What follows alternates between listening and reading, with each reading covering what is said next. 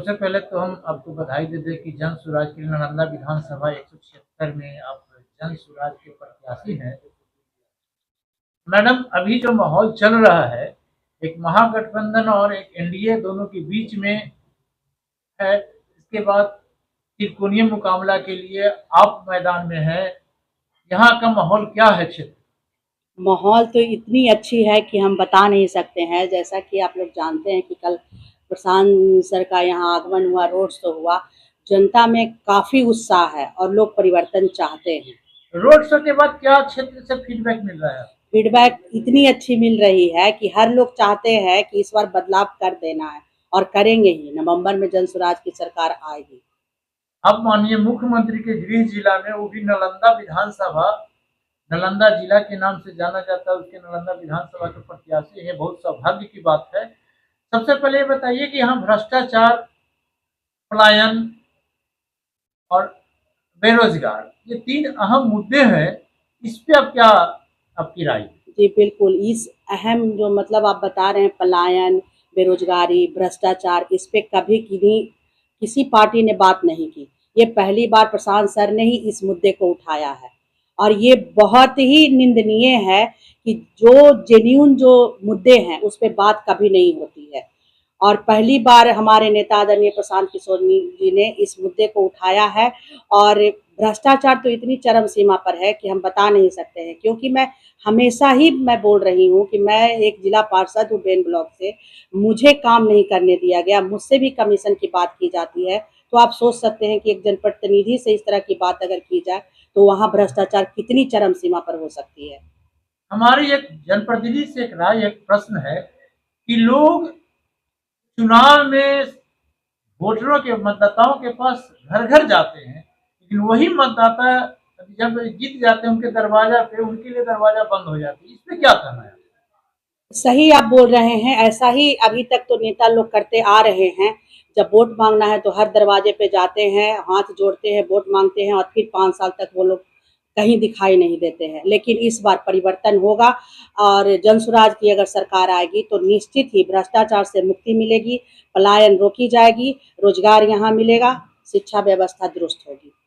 Block से लेकर सचिवालय तक भ्रष्टाचार से लिप्त है। इस पे क्या आपका राय? जी बिल्कुल लिप्त है। मैंने तो बताया ना आपको कि मैं एक जिला पार्षद हूँ, तो जब मुझसे कमीशन की बात की जाती है तो आम जनता का क्या हाल होगा आप बस सोच नहीं सकते हैं। हर जगह कमीशन है, हर टेबल पे रसीद कटाने के नाम पे, कॉलोनी के नाम पे, कहीं भी बिना पैसे के काम नहीं होती है। कर्मचारी सुनते नहीं है। श्रवण पर्ण के मंत्री से 5 वर्षों या 20 वर्षों में जो कार्य किया, उससे कितना आप खुश हैं?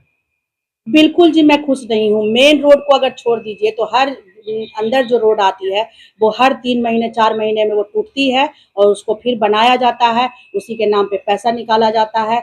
इतना भ्रष्टाचार इतना बढ़ा हुआ है कि लोग अपने ही पॉकेट भरने में लगे हुए हैं। जनता को कभी ने इन्होंने नहीं देखा। अगर जनता को देखते तो ज़रूरत नहीं थी और किसी को राजनीति में आने की। सही मायने में देखिए तो पब्लिक इतनी त्रस्त हो चुकी है। आज मैं हर जगह जा रही हूँ, गली गली जा रही हूँ, दलित टोला में जा रही हूँ, कहीं इतनी स्थिति जर्जर है कि देख कर लगता है कि कैसे ये लोग रह रहे हैं। अब चुनाव का मात्र प्रचार के लिए 2 से 3 दिन रह गया है। इसमें क्या तैयारी चल रही है आप लोग का अपनी पार्टी की तरफ? जी बिल्कुल, हमारे पार्टी की तरफ से बिल्कुल एकदम यही कहा जा रहा है।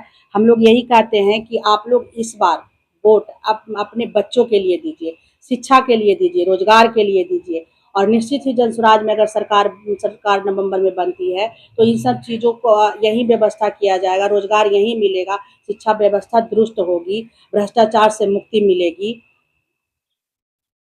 प्रशांत किशोर यानी आपके पार्टी के जो सूत्रधार हैं, उन्होंने ये एक आवाज उठाई है, पलायन। पलायन को कैसे रोका जाए? सर ये सारी जो चीज़ें हैं हमारे आदरणीय प्रशांत किशोर जी ने रोड मैप बना चुके हैं और जब सरकार जनसुराज की बनेगी तो ये सारी चीज़ें धरातल पर दिखने लगेगी। अपनी जनता के लिए एक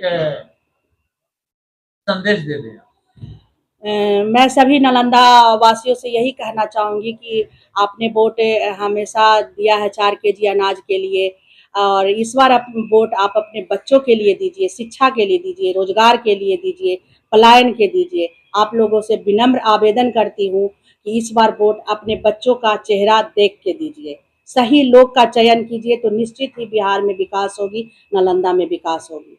बात करें अनाज की, बात करें हर एक परिवार की महिलाओं को 10,000 रुपया देने की राशि, इस पे क्या है आपकी राय? देखिए सर, 10,000 रुपया अगर देना ही था तो ये इलेक्शन के टाइम में इन्होंने क्यों दिया? इससे पहले भी तो दे सकते हैं। इससे पहले तो इन्होंने कभी पूछा भी नहीं कि किन्हीं को जरूरत है पैसे की कि नहीं है। जब वोट का इलेक्शन का टाइम आया तो 10-10 हज़ार रुपये इन्होंने अकाउंट में महिलाओं को दिए हैं। तो मैं खासकर महिलाओं से यही कहना चाहूंगी कि प्रलोभन में ना आए और आगे का भविष्य देखें और सही लोग का चुनाव करें, चयन करें, ताकि नालंदा में विकास हो, पूरे बिहार में विकास हो और अपने बच्चे का चेहरा देख के वोट दें।